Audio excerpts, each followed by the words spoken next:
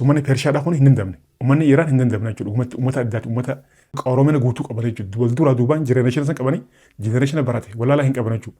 Holiyyiin keessa jirtu. Amazing uummata addaati. Ameerikaan afaan irraa lola jira. Lola kana gartee Tiraamp moodhaan jira. Waraana isaanii fixin jira. Tiraamp yeroo irraa yerootti gaazexeessootaaf afaan waldhaa haasaa waldhaa dabarsaa jechuudha. Lola gartee Iraan kana mo'annaa jirra. Waraana isaan qaban balleessina jirra. Gartee doonii waraanaatii fi gartee kan bishaan gubbarra gara 40 meeqa gartee balleessina jirra hin jira. Qilleensa Iraanillee gartee balleessina jirra. Humaan jiranii khalas asiin magala jaafna jechuudha. Waraanni immoo daran jabaatee jira. Egaa gartee keessattuu gartee ilmi yaa'ee toladha. Egaa angorratti ol bahanii guyyaa sideen kana Israa'el irratti jahannama wabbee jechuudha. Jahannama biyyoota Arabaa gartee daaraa godhaa jira jechuudha Misaa'ilaan. Namichi kaddaati gurbaan kaddaati. Inillee gartee dhaawame jira garuu humaan taane fayya qaba. Xiqqishuma gartee waa tattayyanii fayya qaba. Garuu lolli Ameerikaan afaan irraa olaaltee jirti ijoollee kanarraa. Buufanni gartee Ameerikaadhaa kan gartee isaan gartee gala walaanaa keessa qabdu Ameerikaan gara 17 hundinuu daaraa ta'ee jira. Biyyoota Arabaa halkanii guyyaa afuritti kutee jira gurbaan egaa angorratti ol ba'e.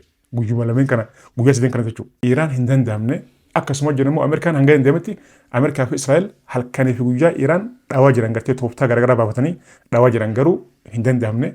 Galaana galaana Hormuz Iraan akkuma cuftee jirti jechuudha.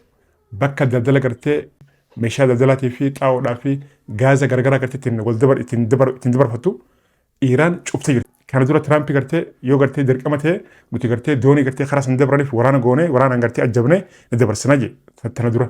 Amma dheengadde maal jee waraana gartee xumurra jiraatii banna jirra khalas dooniin gartee deemuu danda'anii jee khalas uumaa gartee rakkoon hin jiruuti dooniin kamuu gartee deemuu danda'anii deemaadha jee. Amma gaa Iraan maal jettee tahaddaa gartee namni tokko dooniin tokko gartee yoo deemtanii nu garteenetteen isin dhoonetteen jechuudha. Tuffatanii gaa waan gartee Iraan jette kana gartee dooniin gartee takka tuffateeti galaana gartee Hormuz kan gartee Iraan gartee gubbar dhaabbattee eegdu deeman jechuudha qabatteen. Akkasitti kunoo kalee dheengadda doonii sadii kan gartee gaaza fe'atee deemu doonii gurguddaa jechuudha. Kan biyya sadii daaraa gootee jechuudha bara gubbaratti.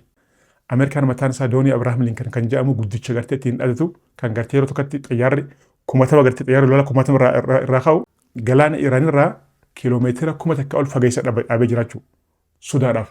Silaa osoo dhiira ta'e maaliif itti dhiyaateen dhaabban inni? Ifi ammoo Ameerikaan deemaatii dabaraadhaa jeen gartee uumaa khalas nagaa goona jira uumaa jiraniiti deemaa dabarchi doonii waraanaa guddicha Ameerikaan qabu kan gartee Abrahaam Linkan jedhamu bahara Iraan irraa kiiloomeetira 1000 fagaatee dhaabbatee jechuudha. Itti asiqu sodaati. Kuni maal agarsiisa lolli Iraan gartee lola gartee sodaadhaan guutame lola gartee itti yaaduu fe'isu uummanni gartee Pershaadha uummanni gartee Iraan uummata gartee qaroomaadha uummata gartee Sudaan qabne uummata gartee amma osoo gartee lola keessa jiranitti misaa'ila haaraa baasee jiraachuu kan gartee bahara gubbaadha. Saniif Ameerikaan yaaddoo keessa galee jira.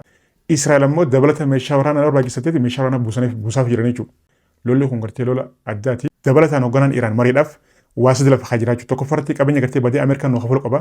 Lama farratti immoo gaarantii gartee nuuf kennu qaba. Jee nagaa gartee biyya teenya gartee akka gartee nuun booreessine Ameerikaa wajjin gartee gattaa'ee mariidhaaf lola kan gartee furuudhaaf jechuudha. Kan kanaachi ammoo abadan gartee lolli hin dhaabbatu biyya teenya gartee dhumnee banna jaanii uummanni waraanni gartee Iraan hoogganoonni Iraan kana lafa kaan jiranii hoogganoonni gartee amma jiru hoogganoota gartee harawa.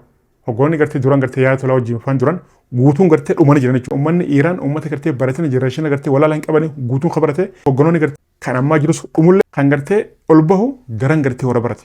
Addunyaaf nagaa hawwina biyya teenyaaf nagaa rabbi haa buusu hundaafuu waan jiru hordofaa isin biraan gahaa yaasuu bira fuula godha.